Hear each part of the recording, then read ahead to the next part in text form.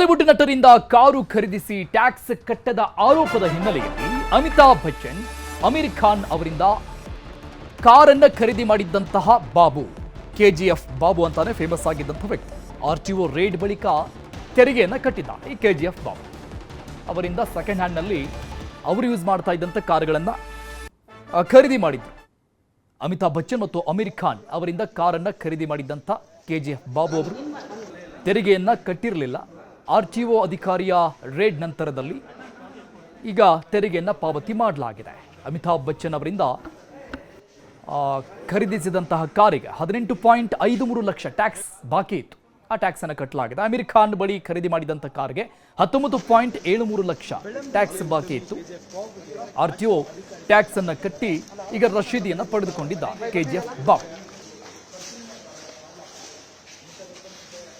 KGF Babu ಅವರನ್ನ ನಮ್ಮ ಪ್ರತಿನಿಧಿ ಮುನಿರಾಜ್ ಮಾತನಾಡಿಸಿದ್ದಾರೆ.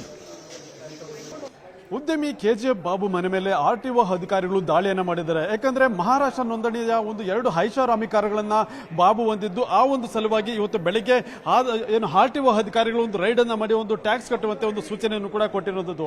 ಎರಡು ಕೂಡ ರೋಲ್ಸ್ ರೈ ಕಾರುಗಳಾಗಿದ್ದು, ಈ ಒಂದು ಕಾರುಗಳು ಮಹಾರಾಷ್ಟ್ರದಲ್ಲಿ ರಿಜಿಸ್ಟ್ರೇಷನ್ ಆಗಿದೆ, ಆದ್ರೆ ಕರ್ನಾಟಕದಲ್ಲಿ ಓಡ್ತಾ ಇದೆ ಅಂತೇಳಿ ಈಗ ಅದಕ್ಕೆ ಸೂಕ್ತ ರೀತಿಯಲ್ಲಿ ಟ್ಯಾಕ್ಸ್ ಕಟ್ತಾ ಇಲ್ಲ ಅಂತೇಳಿ ಈಗ ಆರ್ಟಿಒ ಅಧಿಕಾರಿಗಳು ಒಂದು ರೈಡ್ ಅನ್ನ ಮಾಡಿ ಈಗ ಅವರಿಗೆ ಒಂದು ಕೂಡಲೇ ತೆರಿಗೆ ಕಟ್ಟುವಂತೆ ಒಂದು ಸೂಚನೆಯನ್ನು ಕೂಡ ಕೊಟ್ಟಿದ್ದಾರೆ. ಏನು ಆರ್ಟಿಒ ಜಂಟಿ ಆಯುಕ್ತ ಆಗಿರುವಂತಹ ಶೋಭಾ ನೇತೃತ್ವದಲ್ಲಿ ಸುಮಾರು 20ಕ್ಕೂ ಹೆಚ್ಚು ಅಧಿಕಾರಿಗಳು ಈಗಾಗಲೇ ಏನು ಬಾಬು ಅವರ ಮನೆಗೆ ಭೇಟಿ ಕೊಟ್ಟಿದ್ದು, ತೆರಿಗೆ ಪಾವತಿ ಮಾಡಬೇಕು ಅಂತ ಹೇಳಿ ಒಂದು ಸೂಚನೆಯನ್ನು ಕೂಡ ಕೊಟ್ಟಿರೋದು. ಇದಕ್ಕೆ ಸೂಕ್ತ ರೀತಿಯಲ್ಲಿ ತೆರಿಗೆಯನ್ನು ಕೂಡ ಪಾವತಿ ಮಾಡಬೇಕು ಅಂತೇಳಿ ಈಗ ಅಧಿಕಾರಿಗಳು ಏನು ದಾಖಲೆಗಳ ಸಮೇತ ಇವರ ಮನೆಗೆ ಬಂದಿದ್ದಾರೆ. ಮತ್ತೆ ಕಾರುಗಳನ್ನು ಕೂಡ ಪರಿಶೀಲನೆ ಮಾಡಿ ಅದಕ್ಕೆ ಸಂಬಂಧಪಟ್ಟಂತ ದಾಖಲೆಗಳನ್ನ ಒದಗಿಸಬೇಕು ಅಂತೇಳಿ ಒಂದು ತೆರಿಗೆಯನ್ನ ಕಟ್ಟಬೇಕು ಅಂತೇಳಿ ಒಂದು ಕಟ್ಟುನಿಟ್ಟಿನ ಒಂದು ಸೂಚನೆ ಕೂಡ ಕೊಟ್ಟಿದ್ದಾರೆ. ಈಗ ನಮ್ಮ ಜೊತೆ ಕೆಜಿಎಫ್ ಬಾಬು ಅವರೇ ಇದ್ದಾರೆ, ಅವರನ್ನು ಕೇಳಬಹುದು. ಸರ್, ಈ ಒಂದು ಕಾರುಗಳನ್ನ ಯಾವಾಗ ಖರೀದಿ ಮಾಡಿದ್ರೆ ಮತ್ತು ತೆರಿಗೆ ಯಾಕೆ ಕಟ್ಟಿರಲಿಲ್ಲ ಅಂತ? ಒಂದು ಸರ್, ಇದು ಕ್ವಶನ್ನೇ ಬರೋದಿಲ್ಲ. ಏನಿರುತ್ತೆ, ಈ ನಂದು ಬಾಂಬೆಯಲ್ಲಿ ಆಫೀಸ್ ಇದೆ, ಇಲ್ಲೂ ಆಫೀಸ್ ಇದೆ, ಇಲ್ಲೂ ಓಡಾಡುತ್ತೆ ಗಾಡಿ, ಅಲ್ಲೂ ಓಡಾಡುತ್ತೆ. ನಾನು ಎಲ್ಲಿ ಬಾಂಬೆಗೆ ಹೋದ್ರೆ ಬಾಂಬೆಯಲ್ಲಿ ಯೂಸ್ ಮಾಡ್ತೀನಿ, ಅಲ್ಲೂ ಒಂದು 15 ದಿವಸ ಇರುತ್ತೆ, ಇಲ್ಲೂ ಒಂದು 15 ದಿವಸ ಇರುತ್ತೆ. ಆದರೆ ಇವಾಗ ಸಡನ್ ಆಗೇ ಬಂದು ಅವರು ಟ್ಯಾಕ್ಸ್ ಕಟ್ಟಿಲ್ಲ ಅಂತ ಹೇಳ್ಬಿಟ್ಟು ಬಂದಿದ್ದಾರೆ.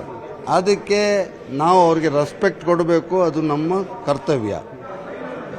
ಈಗ ಇನ್ನೂವರೆಗೂ ಏನು ಅಂತ ಗೊತ್ತಾಗ್ತಾ ಇಲ್ಲ. ಇವಾಗ ಟ್ಯಾಕ್ಸ್ ಕಟ್ಟಿ ನೋಟಿಸ್ ಕೊಡ್ತೀನಿ, ಟ್ಯಾಕ್ಸ್ ಕಟ್ಟಿ ಅಂತ ಹೇಳಿದ್ರೆ ಕಟ್ತೀನಿ ಅಮ್ಮ ಅಂತ ಹೇಳಿದ್ದೀನಿ. ಇಲ್ಲ ಅಂದರೆ ಗಾಡಿ ಬಾಂಬೆಗಿನ ವಾಪಸ್ ಕಳಿಸ್ತೀನಿ ಅಂತ ಹೇಳಿದ್ದೀನಿ. ಎಷ್ಟು ಟ್ಯಾಕ್ಸ್ ಕಟ್ಟೋದಕ್ಕೆ ಹೇಳಿದ್ದಾರೆ ಸರ್? ಅದು ಗೊತ್ತಿಲ್ಲ ಇನ್ನು ಅವ್ರಿಗೆ ಏನು ಇನ್ಫಾರ್ಮೇಷನ್ ಗೊತ್ತಿಲ್ಲ ಅವ್ರಿಗೆ. ಈಗ ಇಮಿಡಿಯೇಟ್ ಆಗಿ ಬಂದು ಈ ಥರ ಟ್ಯಾಕ್ಸ್ ಕಟ್ಟಬೇಕಂತ ಹೇಳಿದ್ರೆ ಆ ಟ್ಯಾಕ್ಸ್ ಕಟ್ತೀನಿ ಅಂತ ಹೇಳಿದ್ದೀನಿ. ಸರ್, ಮತ್ತೆ 2 ಕಾರುಗಳನ್ನ ನೀವು ಯಾವಾಗ ಖರೀದಿ ಮಾಡಿದ್ರಿ? ಈ ಗಾಡಿ ಖರೀದಿ ಮಾಡಿ ಒಂದು ಕೆತ್ತೆ ಸಲ್ವಾಯ್ ಇದು ಒಂದು 4-5 ವರ್ಷ ಆಗಿರ್ಬೋದು.